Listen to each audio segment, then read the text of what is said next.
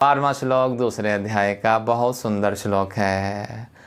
ना तु एव अहम जातु नासम ना त्वं न मे जनाधिपः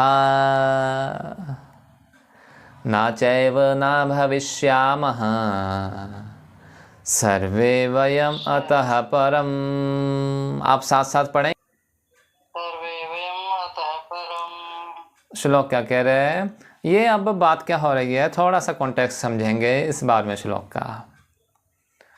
अभी प्रथम अध्याय में अर्जुन पूरी तरह से टूट गए और कहते हैं कि मैं युद्ध नहीं करूंगा, मैं नहीं धनुष उठाऊंगा अपने परिजनों के खिलाफ। श्री कृष्ण सुनो मेरी बात। अब यहाँ पर प्रभु ने सांख्य योग का सहारा लिया है और उन सूत्रों को अर्जुन के समक्ष रख रहे हैं। पहला सूत्र जो 11वां श्लोक था दूसरे अध्याय का, उसमें कहा कि नित्य और अनित्य को जान प्यारे, क्या हमेशा रहने वाला है तुम उसको पकड़ो, जो खत्म ही हो जाएगा उसको पकड़ने का फायदा क्या है। अब इसमें क्या कह रहे हैं, श्लोक पढ़ता हूं, उसका अर्थ देता हूं, फिर समझने का प्रयास करेंगे। किसी काल में मैं नहीं था, श्री कृष्ण देह भाव से कह रहे हैं कि किसी काल में ये देह नहीं था। ऑब्वियस है, हम भी तो पैदा हुए हैं तो एक डेट ऑफ बर्थ है ना हमारी, 1980, 1982, 1947, 1975, कुछ तो डेट ऑफ बर्थ है। वैसे ही एक डेट ऑफ डेथ भी होगी, फिर एक द्वारा डेट ऑफ बर्थ आ जाएगी, उसमें भी तो एक गैप रहेगा ना डेट ऑफ बर्थ और डेट ऑफ डेथ में। जब डेट ऑफ डेथ आएगी उसके बाद नेक्स्ट जब डेट ऑफ बर्थ आनी है उसमें भी एक गैप रहना है, तो उस गैप में ये शरीर तो नहीं होगा, सीधी सी बात है। किसी काल में मैं नहीं था और ना और तो नहीं था। शरीर रूप से तो कोई एक काल में नहीं रहेगा, एक काल में रहेगा। कुछ काल के लिए हम लोग आते हैं, उसी में वाद विवाद कर लेते हैं, उसी में स्यापे डाल लेते हैं, भगवान बचाए। और ये इतना पावन ज्ञान यदि समझ लग गया ना तो इतना फिर परेशानी में पड़ोगे नहीं। तो जो ये मिला हुआ है ना समय डेट ऑफ बर्थ से लेकर डेट ऑफ डेथ का, उसको थोड़े अच्छे से भगवान नाम में बिताया करो। क्या कहना चाह रहे हैं, बहुत सुंदर बात कहना चाह रहे हैं। वह कहना चाह रहे हैं कि एक समय ऐसा था जब ये राजा लोग नहीं थे, और एक समय ऐसा आएगा कुछ भी नहीं रहेगा। दोबारा से वही बात आती है, सपना चल रहा है, सपना चल रहा है, सपना चल रहा है। इस सपने को यदि हकीकत मान लिया, इस स्वप्न को यदि सच्चा मान लिया, फिर तो लगेगा कि सब कुछ अभी चल रहा है। और यदि इसकी नित्यता को, यदि इसकी एक्चुअलिटी का ज्ञान हो गया तो समझ लग जाएगा कि यह सब एक सपने के न्याय चल रहा है। क्योंकि यदि एक शरीर कुछ समय के में पैदा हुआ फिर खत्म हो गया, यानी कि अनित्य था, तो अनित्य के साथ जितनी भी जुड़ी हुई चीजें होंगी वह भी तो नित्य ही होंगी ना। केवल एक उसका जो आधार है वह नित्य रहेगा। उस आधार को पकड़ो। प्रॉब्लम क्या हो रही है, हमने आधार को ही छोड़ दिया, इसीलिए खुद निराधार हो गए। ये गवर्नमेंट ने जो बनाई है ना आधार कार्ड, बहुत लॉजिकल है बिल्कुल भाई। तुम्हारा आधार क्या है? आधार कार्ड तो एक्चुअली तभी बनना चाहिए जो नाम पता उसमें लिख दिया, वह तो एक यानी कि डेमोग्राफिक चीज आ गई, वो चेंज हो सकती है। बहुत सुंदर बात है। आधार कहते वही रहेगा, आधार कहते वही रहेगा। तुम नाम अपना चेंज कर लो, तुम दलजीत सिंह से नाम अपना राजा दिलीप सिंह रख लो, कोई दिक्कत की बात नहीं है। 2 डॉक्यूमेंट्स लगाइए नेम चेंज का और आपका नाम आधार कार्ड में चेंज हो जाएगा।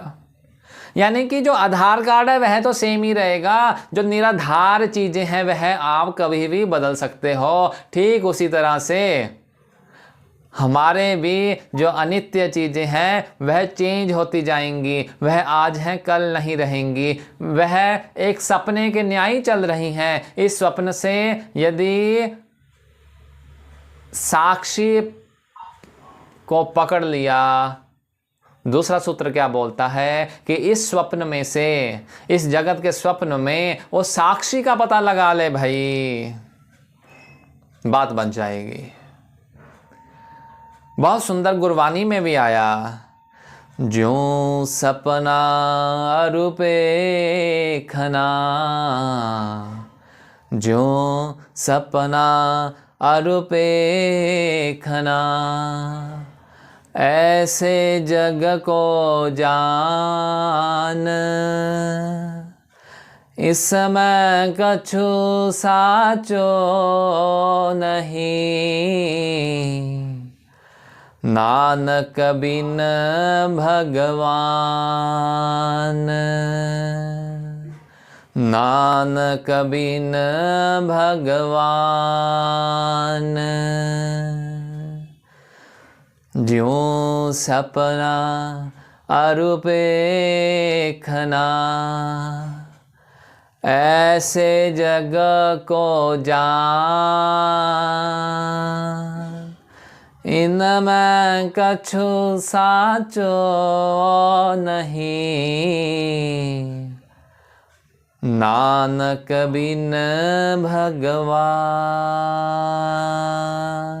गुरुदेव बोलते हैं, 9वें पातशाह गुरु तेग बहादुर साहब का यह है श्लोक 9वें महल्ले का।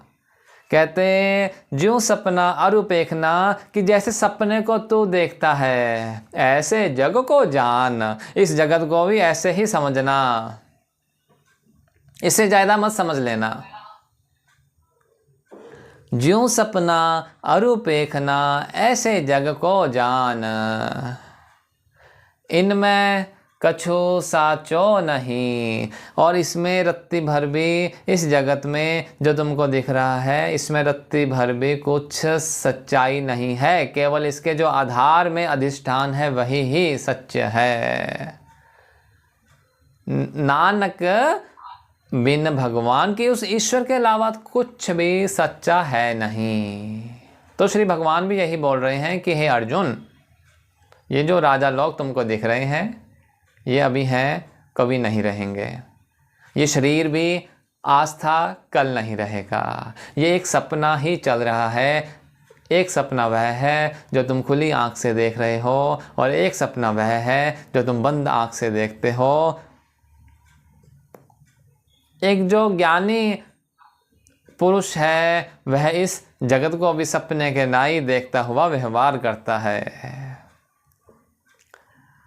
गुरुदेव ने लखाया आनंद रूप अपना, गुरुदेव ने लखाया आनंद रूप अपना, संसार स्वप्न माया आनंद रूप अपना, संसार स्वप्न माया आनंद रूप अपना, गुरुदेव ने लखाया आनंद रूप अपना, गुरुदेव ने लखाया आनंद रूप अपना। है पंचभूत निर्मित बनने बिगड़ने वाली, है पंचभूत निर्मित बनने बिगड़ने वाली। ये जो शरीर है ना, ये जो काया है ना, ये जो हमें ये पिंजड़ा दिखता है ना, ये पंचभूत की है, केवल 5 तत्वों की है। आज बनी है कल बिनस जाएगी, उपजत है सो बिनस ही, जो उपजा है वह खत्म होने वाला है पंचभूत निर्मित बनने बिगड़ने वाली, है पंचभूत निर्मित बनने बिगड़ने वाली, है नाशवान काया